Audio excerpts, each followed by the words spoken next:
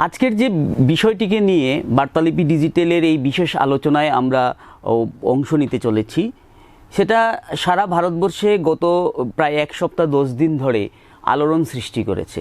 এই আলোড়নের তরঙ্গ বরাক উপত্যকার এই অঞ্চলে কতটুকু পড়েছে আমার ঠিক সে ধরনের ধারণা নেই, যদিও আমরা সংবাদ মাধ্যমে কাজ করি, কিন্তু আমরা প্রতিদিন যখন এই ইস্যুটাকে প্রথম পাতায় গুরুত্ব সহকারে আমরা ছাপছি, তখন তার প্রতিফলন সেই অর্থে বাস্তবের মাটিতে সামাজিক মাধ্যমে তেমন একটা আমরা চোখে পড়ছে না। তখন হয়তো মনে হয় যে বাদবাকি ভারতবর্ষ থেকে বা বাদবাকি দেশ থেকে হয়তো আমরা কিছুটা আলাদাই রয়ে গেছি।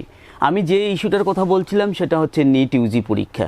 আপনারা সবাই জানেন যে 3 মে নিট ইউজি হয়েছে সারা ভারতবর্ষে, এবং এই নিট ইউজির প্রশ্নপত্র ফাঁসের একটা অভিযোগ আসে তার কয়েকদিন পরেই, এবং গত 12 মে নিট ইউজি যারা সারা ভারতবর্ষে আয়োজন করে সেই ন্যাশনাল টেস্টিং এজেন্সি বা এনটিএ প্রশ্নপত্র ফাঁসের দায়ে পুরো ভারতবর্ষেই এই পরীক্ষাটা বাতিল করে দেয়, এবং আগামী সম্ভবত 21 জুন এই পরীক্ষাটা আবার তারা নতুন করে নেবে।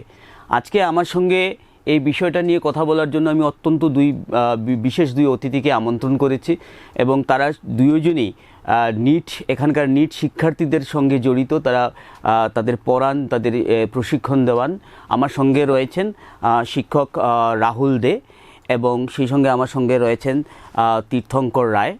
উভয়েই একজন তীর্থঙ্কর বায়োলজি পড়ান এবং রাহুল বাবু কেমিস্ট্রি পড়ান, এবং তারা এই নিট ইউজির ছাত্রছাত্রীদেরই বিশেষ প্রশিক্ষণের ব্যবস্থা করেন এই অঞ্চলে।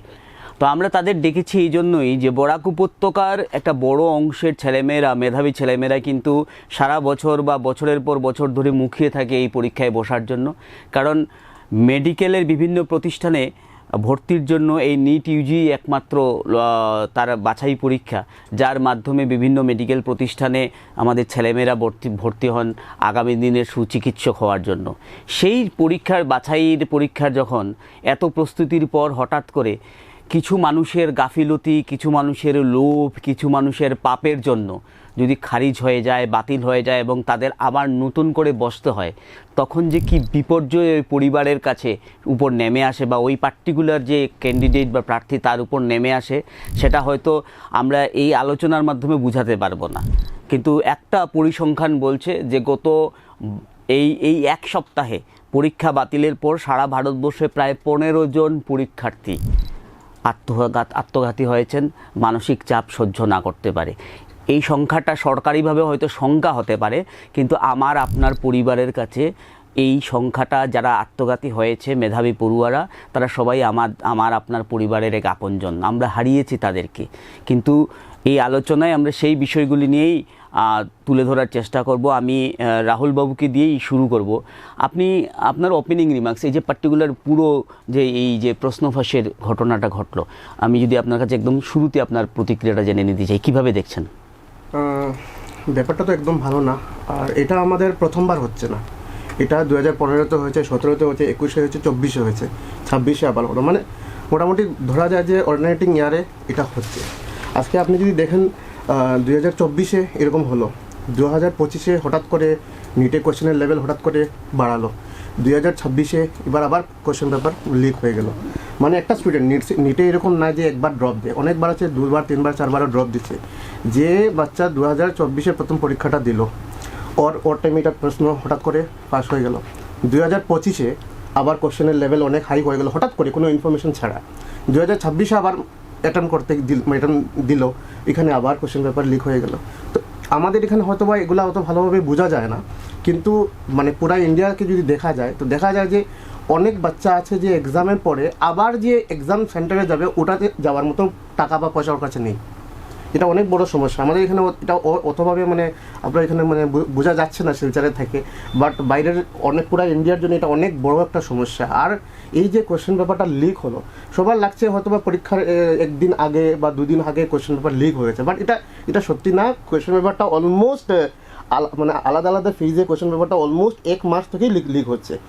আমার কথা হচ্ছে গিয়ে আমার একটা মানে অভিযোগ মানে সরকারের থেকে যে আমি যদি একটা এক্সামের কোয়েশ্চেন পেপার যদি কন্ডাক্ট করি, মানে কোয়েশ্চেন যদি আমি বানাই, আর এখানে আমি জানি 22 থেকে 24 লাখ বাচ্চা এখানে এভরি ইয়ার এক্সাম দিচ্ছে, তো আমার ওই কোয়েশ্চেন পেপারটাকে এরকমই আমার কনফিডেন্সিয়াল রাখা উচিত।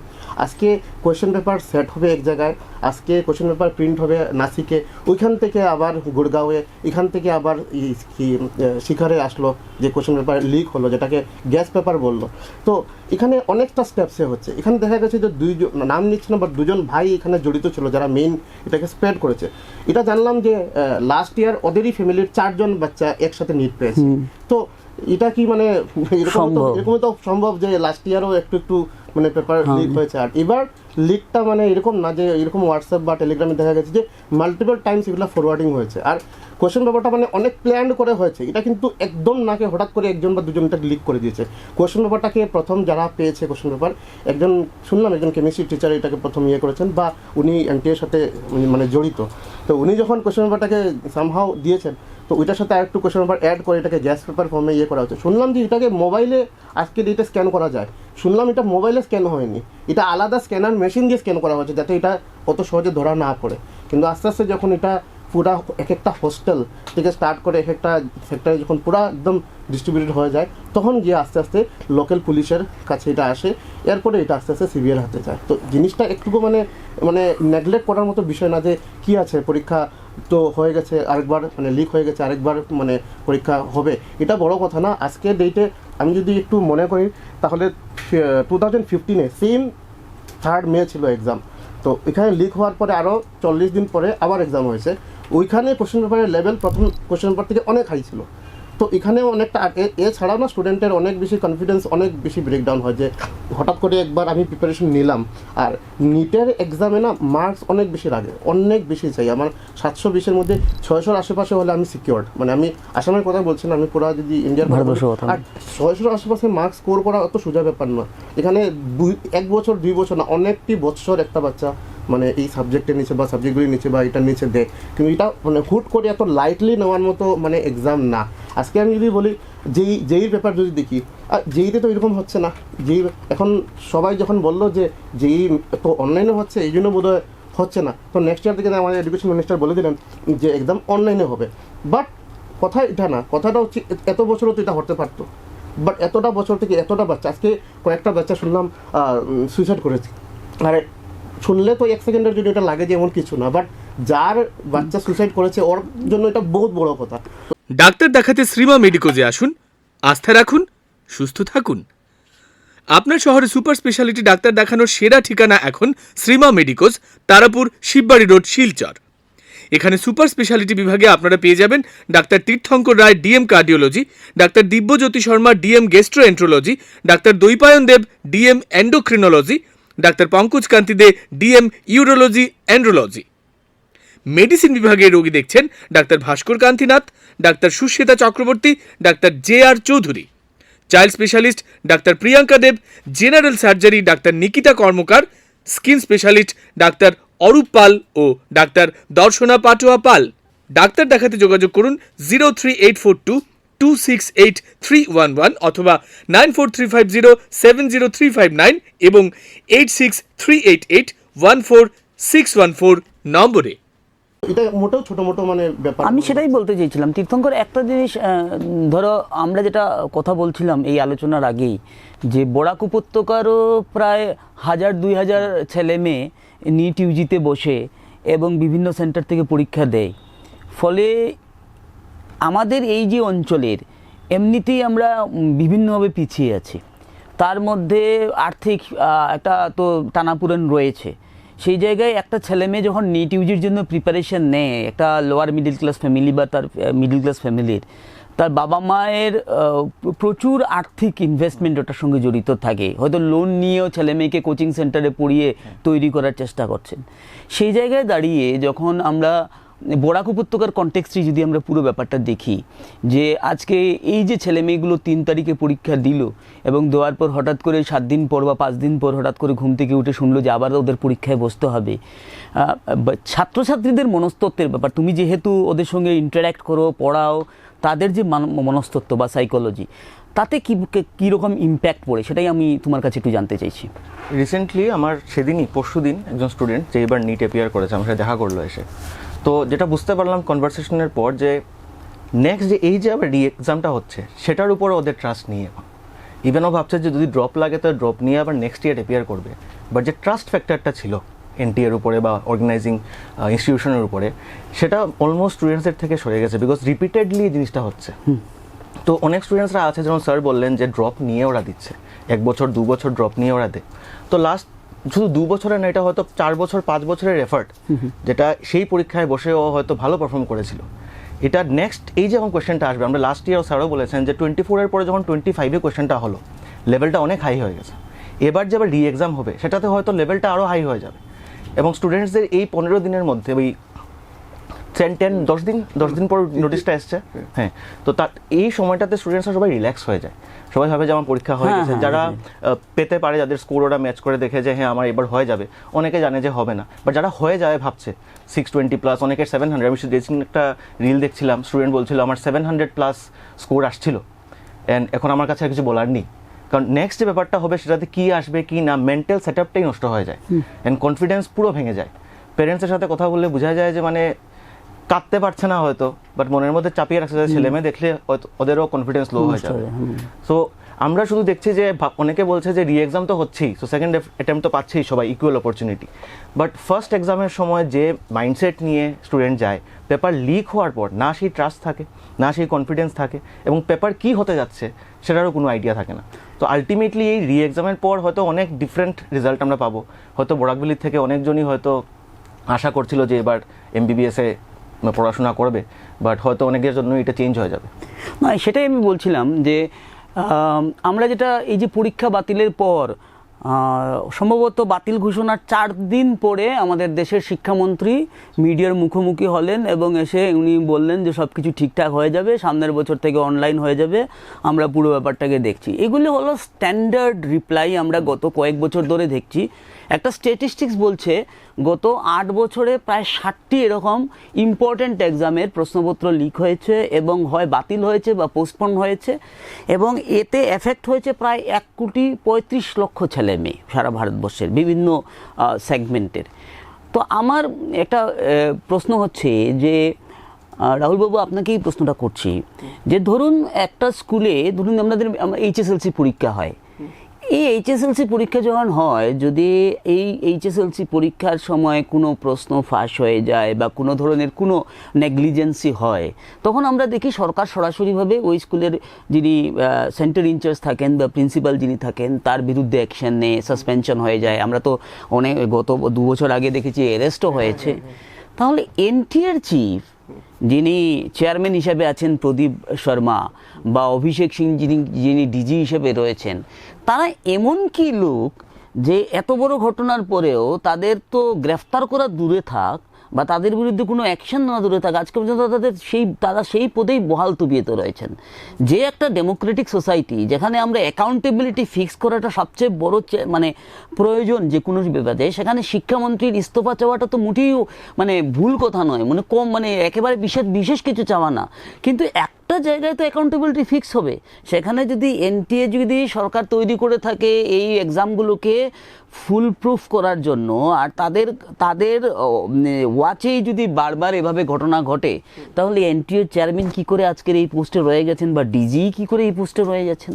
মানে আপনি তো অনেক বড় পোস্টের কথা বলছেন। আমি যদি বলি লাস্ট ইয়ার যখন এক্সাম ক্যান্সেল হয়েছে 2024-এ বা এর আগে 2015-তে 21-এ সবচেয়ে যাই যে ইয়ারে ক্যান্সেল হয়েছিল, ওই সময় যাদেরকে মানে CBI বা তদন্তের পরে যাদেরকে ধরা হয়েছিল, আপনি একটু খোঁজ করে নিয়ে দেখেন ওরা কি আদৌ আজকের ডেটে জেলে আছে? না, আমি এই পরিসংখ্যানটা দিয়ে দিই। টোটাল 2024-এর নিট ইউজির যখন বিহারের ওখানে লিক হয় এবং কিছু জায়গায় নতুন করে নেওয়া বা রি এক্সাম হয়, তখন প্রায় 13 জনকে বা 14 জনকে অ্যারেস্ট করেছিল সিবিআই, এবং 2 মাস 2.5 মাস, আমি আজকেই স্টাডি করছিলাম তাদের কি লিগেল ইয়ে আছে এখন পর্যন্ত, তারা কোথায় আছেন দেখার জন্য। 2 মাস 2.5 মাসের মধ্যেই 100% যারা অ্যাকিউজ ছিলেন তারা ছাড়া পেয়ে গেছেন, এবং তারা এখন ওই চুটিয়ে আবার ওই ব্যবসাতেই রয়েছেন, কোচিং ফোচিং চালাচ্ছেন। তো এই জন্যই মানে ব্যাপারটা হচ্ছে গিয়ে যারা কোশ্চেন পেপার লিক করছে আর যাদের হাতে পৌঁছাবে মানে স্টুডেন্ট, তো ওদের হাতে ডিরেক্টলি কোশ্চেন পেপার পৌঁছায় না। এটা আলাদা একটা লেভেলের মাফিয়ারা থাকে যারা এটা লিক করে, আর ওদের একটা আলাদা ডিস্ট্রিবিউশন মানে আলাদা নেটওয়ার্ক আছে যাদের থ্রুতে এটাকে দেওয়া হয়। কারণ কোশ্চেন পেপার তো আর লিক করে ডিস্ট্রিবিউট করা ওদের প্ল্যানিং না, এখান থেকে আর্নিং মেইন ওদের প্ল্যানিং। তো এটা পুরো মানে একদম ভালোভাবে একদম প্ল্যানিং করে করা হয়েছে। এটা না যে এটার জন্য যে একদম মানে ভিতরের কোনো মানুষ ইনভলভড না, তো এরকম কিছু না। এটা অত সোজা ব্যাপার না যে এরকম নিটের মতো একটা এক্সাম যেখানে এবার 22.7 লাখ স্টুডেন্টসরা দিল, ওইরকম একটা এক্সামের তো সিরিয়াস একটা এক্সামে আজকের ডেটে সবাই জানে আমাদের দেশে ডক্টরের কতটুকু মানে জরুরত, এটা সবাই জানে। একটা ডেভেলপ কান্ট্রিতে কতটা মানুষের উপরে কতটা ডক্টর আছে, আর আমাদের ইন্ডিয়াতে কতটা মানুষের উপরে কতটা ডক্টর আছে, এটা সবাই জানে কতটুকু জটিল। এটা অনেকটা সিরিয়াস ব্যাপার। আজকে ডেটে ভালো ডক্টর বানা আমাদের কাছে এটা কাম্য, এটা বহুত বড় জিনিস আমাদের কাছে। ওইরকম একটা সিরিয়াস এক্সামের কোয়েশ্চেন পেপার বা মানে অলমোস্ট প্রত্যেক বছর লিক হচ্ছে, আর এটা নিয়ে কোনো মানে আমাদের সরকার এটাকে নিয়ে কোনো কিছুই নিচ্ছে না, স্টেপ নিচ্ছে না। তো এটা তো মানে একদম এটা মানে খুব অবাক লাগে এক সময় যে আমরা এমন একটা সময়ে আছি। আমি সেদিন যিনি খান স্যারের একটা বাইট শুনছিলাম, যদিও তিনি রসিকতা করেই বলছিলেন যে দেশে 10 টাকার ডাইপার লিক হয় না বাচ্চাদের, সেখানে নিটের পেপার লিক হয়ে যায়। যদিও এটা একটা মেটাফোর তিনি ইউজ করেছেন, কিন্তু মানে আমরা কোন জায়গায় অবস্থান করছি এটাতেই পরিষ্কার যে বারবার ঘটনা ঘটছে। এবং তীর্থঙ্কর তুমি জানো ব্যাপারটা যে 24-এ যখন লিক হয়েছিল, সুপ্রিম কোর্টে যখন গেল, তখন সুপ্রিম কোর্ট মনিটর্ড একটা প্যানেল হয়েছিল, এক্সপার্ট প্যানেল।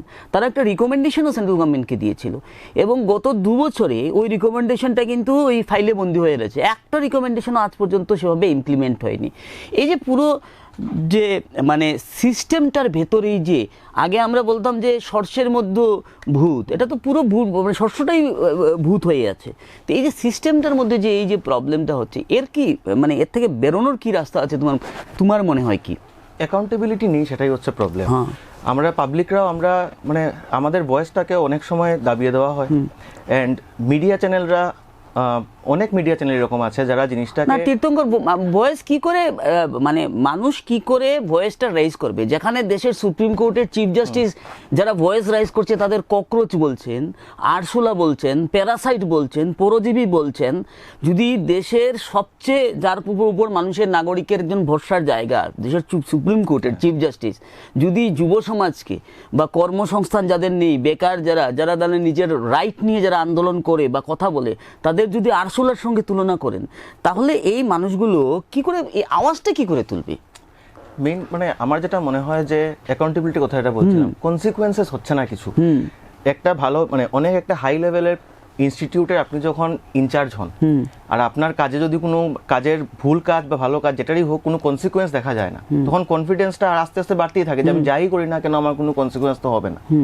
তো সেই যে ভিআইপি কালচার যেটা আমরা বলি, সেই ভিআইপি কালচারের মধ্যে এরাও এসে যান যে since they are holding a very prominent position in this institutes, ওদের এগেইনস্টে কোনো অ্যাকশন নেওয়া হবে না, ওরা যা ইচ্ছা তাই করতে পারছে, যে কারণে স্টুডেন্টসরা ভুক্তভোগী। তো এটাকে আমার মনে হয় যে অ্যাকাউন্টেবিলিটি আনা প্রয়োজন। মানে কি এখন আমার বলারও কিছু নেই যে সুপ্রিম কোর্টের মতো ইনস্টিটিউট থেকে যখন এরকম কথা আসে তখন আমরা কি বলবো আর, মানে যদি ওরা যাদের থেকে সবাই তাকিয়ে বসে থাকে যে আলটিমেটলি তো ওরা একটা ভালো সিদ্ধান্ত দেবে, ওরা যখন কিছু করতে পারছে মানে এরকম রিমার্কস দিচ্ছে, তারপর তো আমার মনে হয় না যে স্টুডেন্টরা কীভাবে ট্রাস্ট করবে। টিচার যারা পড়াচ্ছেন ওরাও কি মুখে স্টুডেন্টসদেরকে পড়াবেন, কি বলবেন যে সামনের বছর যে এই পরীক্ষা হবে বা অন্য কোনো পরীক্ষা হবে সেটাতে কোনো প্রবলেমস হবে না। ইনফ্যাক্ট সিবিটি যে বলা হয় যে কম্পিউটার বেস টেস্ট হবে, 2018-তে এসএসসি সিজিএল এটা এনটিএই কন্ডাক্ট করিয়েছিল, সিজিএল তো সিবিটি এক্সাম, সেটারও কোয়েশ্চেন পেপার লিকের এলিগেশনস এসেছিল। তো এরকম তো নয় যে সিবিটি হলেই তো সব কোয়েশ্চেন পেপার লিকের সবকিছু বন্ধ হয়ে যাবে। কোয়েশ্চেন পেপারের স্ক্রিনশটস পাওয়া গেছিল টিচার্সদের ফোনে। লিক অনেকবার হয়, হ্যাঁ। যতক্ষণ পর্যন্ত ওটা মানে একদম মাসে মানে না হয় ততক্ষণ পর্যন্ত ওইটা মানে এক্সাম ক্যান্সেল হয় না। এই যে আমি কয়টা ইয়ার বললাম যে যে ইয়ারে লিক হয়েছে, এটা না যে এটা ছাড়া লিক হয়নি। আপনি যদি দেখেন লাস্ট ইয়ার 2025 অনেক কিছু যতক্ষণ পর্যন্ত সিবিআই দেখে না একদম মানে একদম বড় মানে পুরো বড় লেভেলে না হলে এটা যাবে। ক্যান্সেল হয়েছে মানে এটা প্রুফ হয়ে গেছে। এবার যেটা হয়েছিল 3 তারিখে এক্সাম হলো রাত 1:30 নাগাদ, শিকরেরই একজন টিচার উনি থানায় গেলেন এবং প্রথম তিনি হুইসেল ব্লোয়ার।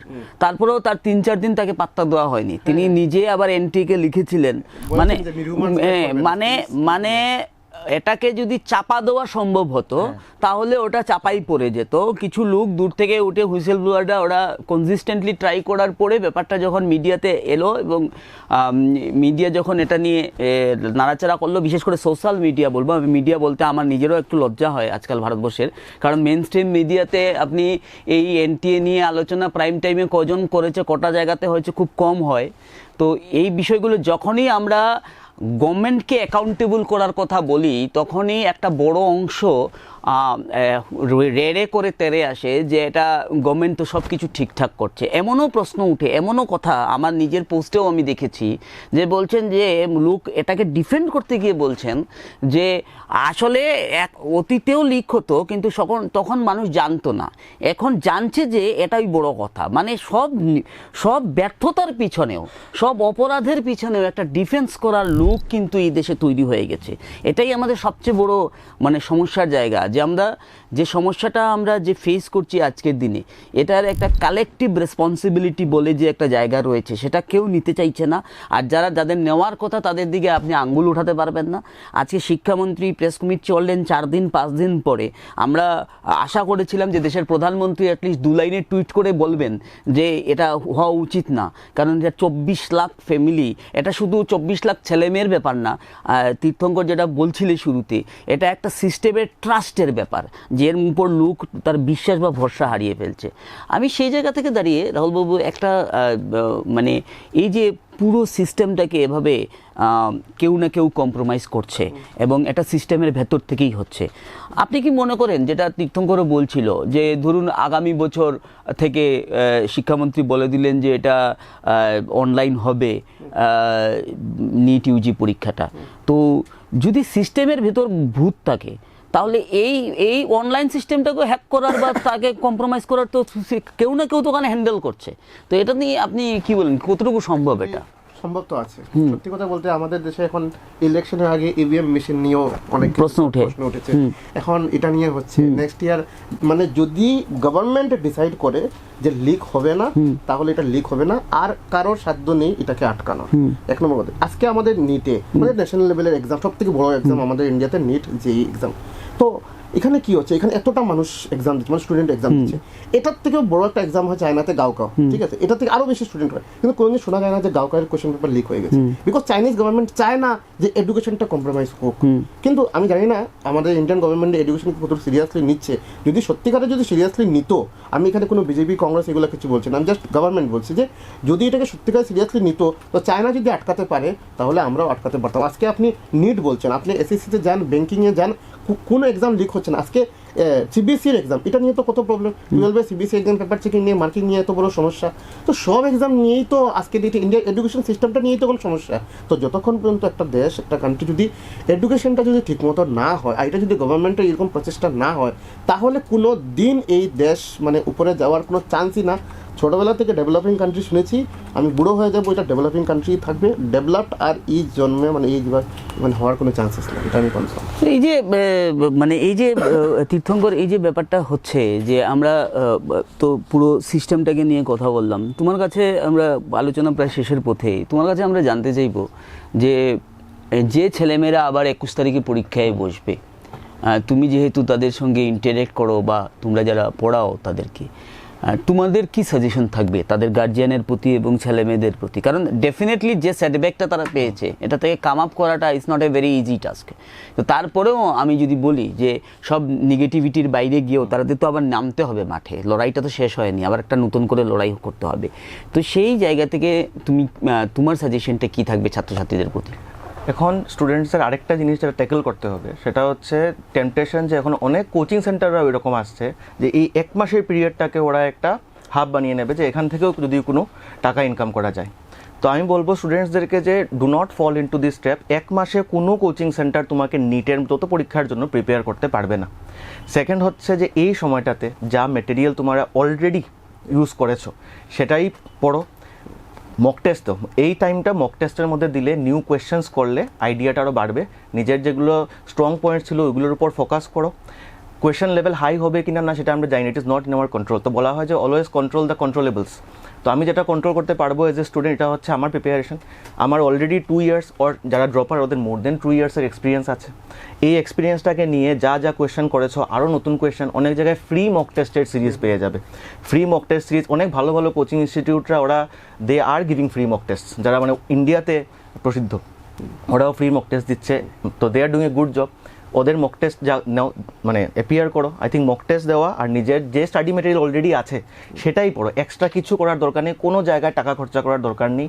অ্যান্ড অনেক কেসে আমরা জানি যে হয়তো অনেক মা বাবারা যারা হয়তো অনেক গরিব পরিবারের বিলং করেন হয়তো এবার নিট পরীক্ষা দিতেও পারবেন না। হয়তো অনেক কষ্টে ওরা 300-400 কিলোমিটার দূর সেন্টার পড়েছিল, ট্রেনের টিকিট সব কিছু ব্যবস্থা করে দিয়েছিলেন, তো যা টাকা ছিল ওখানেই ইনভেস্ট হয়ে গেছে, হয়তো এবার ওরা আর অ্যাপিয়ার করতে পারবে না। তো ওদের জন্য আমার কিছু আর বলার নেই। তো হোপিং ফর দ্য বেস্ট, যে মেবি ফিউচারে আবার ওদের একটা ভালো কিছু একটা হোক জীবনে, সেটাই আশা করছি। বাট যারা দিতে পারবে ওদের জন্য এটাই যে don't fall into any trap, যা মেটেরিয়াল নিজের আছে এটাতেই ফোকাস করো। আরেকটা জিনিস আমি হ্যাঁ স্যার, শিওর। যদি এই বছর একটা 2015-তে যখন কোশ্চেন পেপারটা হয়েছিল, এটার পরে যখন রিড মানে লিক হওয়ার পরে রিড যেটা এক্সাম হচ্ছে এটা লেভেল অনেকটা বেড়ে গেছিলো। একটা কথা 2025-এ হঠাৎ করে কিন্তু ফিজিক্সের লেভেল অনেকটা বেড়েছে, দেখা গেছে যে অ্যাডভান্সের পিওয়াইকিউ রিপিট হয়েছে। তো যদি কোনো স্টুডেন্টস দেখে থাকে তাদেরকে আমি বলছি যে তোমার কাছে আজকের ডেটে যেই মেইনের টোটাল এই 2019 থেকে 2026 অবধি টোটাল 162টা শিফটস আছে। তো ওইগুলা কোয়েশ্চেন পেপার পিওয়াইকিউস যদি তুমি এবার করে যাও, যে তোমার কাছে টাইম আছে এই টাইমে এই কোয়েশ্চেনগুলো করে যাওয়া অনেকটা জরুরি, কারণ লেভেল একটু বাড়বে এটা আমাদের মনে হচ্ছে। কারণ আরেকটা জিনিস, হুড়াতাড়ার মধ্যে কোয়েশ্চেন পেপার বানালে এটা এরকম হওয়ার চান্সেস অনেকটা মানে থেকে যায়। তো লেভেল তো বাড়বে আর এটা জানা আছে, তো একটু ওই লেভেলে নিজে প্রিপেয়ার করো। আরেকটা জিনিস স্যার যেটা বললেন, মক টেস্ট, অনেক মক টেস্ট ফ্রিতে অ্যাভেলেবেল আছে, এনটিএরও আছে, প্লাস অনেক মক টেস্ট মানে যে কোনো বইয়ে বা পাওয়া যায়। পিওয়াইকিউস যদি নিজে থেকে করে নাও মানে এনাফ। আর একটা জিনিস, অ্যানালাইসিস খুব বেশি ইম্পর্টেন্ট। খালি টেস্ট দিলে হয় না, অ্যানালাইসিস করা ইম্পর্টেন্ট। আমি এই টেস্টের মার্কস কম আসলো তো কেন কম আসলো, তোমাকে জানতে হবে যে কেন কম আসলো। তো অ্যানালাইসিস যদি করে তাহলে আর কিছু লাগে না। 1 মাস টাইমটা মানে সেলফ স্টাডির জন্য দেওয়া উচিত, নাকি কোনো নতুন কোর্স এনরোল করা বা নতুন কোনো সিরিজে এন্ডারে যাওয়া। তোমার কি সিচুয়েশন, তোমার কি কারেন্ট সিনারিও তুমি সব থেকে বেশি ভালো জানো। এটার জন্য অন্য কারো রোডম্যাপ ফলো করা আমার হিসাবে মানে একদম ঠিক হবে না। টেস্ট দাও, রিভিশন করো। আর মোস্টলি বায়োতে বা অনেক বা ফিজিক্সে কেমিস্ট্রিতে অনেক জিনিস থাকে যে এক্সামে 11th আওয়ার মানে ওগুলো ফর্মুলা স্টুডেন্টরা একটু মনে রাখে বা বায়োলজিগুলো জিনিস একটু এনসিআরটি জিনিসগুলো পড়ে। তো আমার হিসেবে যে টাইমটুকু আছে ওগুলো জিনিস একটু ভালো করে পড়ে যাওয়া উচিত, কারণ মোটামুটি তো এনসিআরটি বেজিটি আসবে, বাট একটু ফিজিক্স কেমিস্ট্রিতে একটু মানে ইয়ে হতে পারে। তো যেই মেইনের শিফটসের যতটা 162টা শিফটস আছে এগুলো শিফটসে সব কোশ্চেন পেপার করে যাওয়াটা ভালো। আমি স্টুডেন্ট মানে এটা সাজেশন করবো যে টিচার। তাহলে আমরা নিটের এই নিট ইউজির এই পরীক্ষার যে পুরো অবস্থা, তার বর্তমান যে স্ট্যাটাসকেও আমরা শুনলাম 2 অভিজ্ঞ শিক্ষকের কাছ থেকে, এবং সব শেষে তারা যে সাজেশনটা দিলেন, পুরো যে একটা ফ্রাস্ট্রেশন, একটা ডিপ্রেশনের যে পরিবেশ তৈরি হয়েছে, সেখান থেকে বেরিয়ে আসার জন্য উভয়েই যারা পরীক্ষার্থীরা রয়েছেন তাদেরকে যে সাজেশনটা দিলেন, আমার মনে হয় তারা এটা কাজে আসবে। এবং খুব একটা ভালো কথা দুইজনই বলেছেন যে নতুন করে এখন কিন্তু বাজারে ওই 1 মাসের জন্য একটা নতুন করে ট্র্যাপ তৈরি হবে, কিছু পয়সা কামানোর জন্য কিছু গ্রুপ তৈরি হবে, ওদের ট্র্যাপে পাড়া না দেওয়ার জন্য যে এই শিটগুলো আছে, যে কোর্সগুলো ছিল ওগুলোই রিভিশন করে প্রিপেয়ার করার জন্য। এবং সবচেয়ে বড় কথা হচ্ছে মেন্টালি যে ডিপ্রেশনটা আছে বা যে মেন্টাল যে সেটব্যাকটা আছে ওটা থেকে বেরিয়ে আসতে হবে। যেটা হয়ে গেছে।